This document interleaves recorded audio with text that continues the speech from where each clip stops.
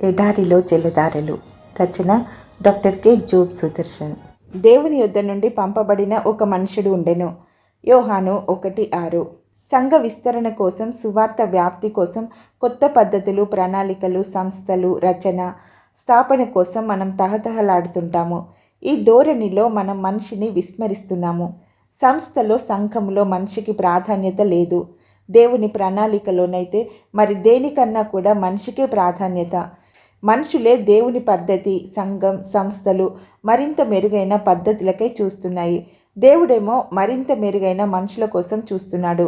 EM bounds. దేవుడు తలపెట్టిన కార్యంలో మనిషికి కూడా పాత్ర ఉన్నదా? ఉన్నది. మనిషి భాగస్వామ్యం లేకుండా ఆ పని పూర్తి కాదు.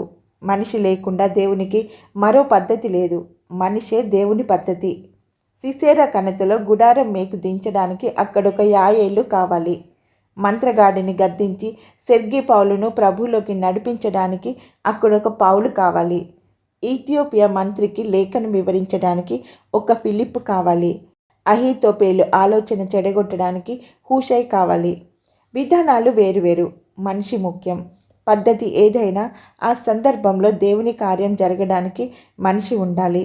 సంస్థలో, వ్యూహాలలో, నిర్వహణలో మునిగిపోయి మనిషిని విస్మరిస్తున్నామేమో చూసుకోవాలి. వాహనం, పరికరం, బృందం, సహాయం, ఆర్థికం, సామర్థ్యం ఎన్ని ఉన్నా దేవుడు ఒక మనిషిని ప్రేరేపించకపోతే, ప్రోక్షించకపోతే, నియమించకపోతే దైవ కార్యం జరగదు. మనిషి ముఖ్యం.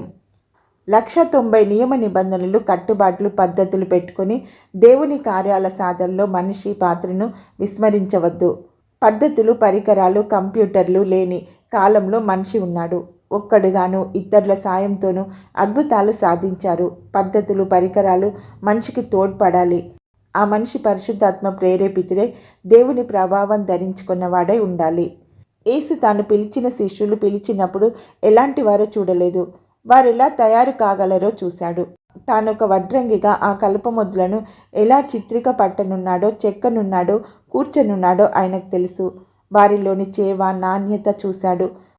వారి నిరక్షరాస్యత, సందేహ గుణం, ప్రథమ కోపం, దూకుడుతనం చూడలేదు. ఆయన సంస్థలు స్థాపించలేదు. మనుషుల్ని వాటిలో ఉద్యోగులుగా చేర్చలేదు. సంస్థలున్న, పద్ధతులున్న దేవునికి తనను సమర్పించుకున్న మనిషే దేవునికి కావాలి.